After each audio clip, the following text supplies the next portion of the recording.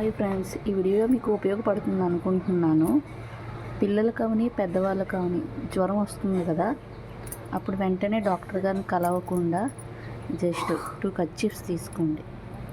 ఈ కర్చీఫ్స్ తీసుకొని ఇలాగ ముంచేసేయండి.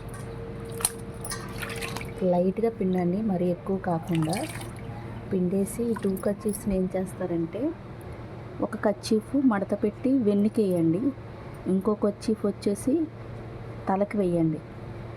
ఇలా వేయడం వల్ల 5 మినిట్స్కి వేస్తూ ఉంటే ఆ టెంపరేచర్ అనేది కంట్రోల్ అవుతుంది. ఇప్పుడు ఆ టెంపరేచర్ అనేది ఎక్కువైతే హెడ్కి పడుతుంది, దానివల్ల ఫిట్స్ వచ్చే ఛాన్సెస్ ఉంటాయన్నమాట.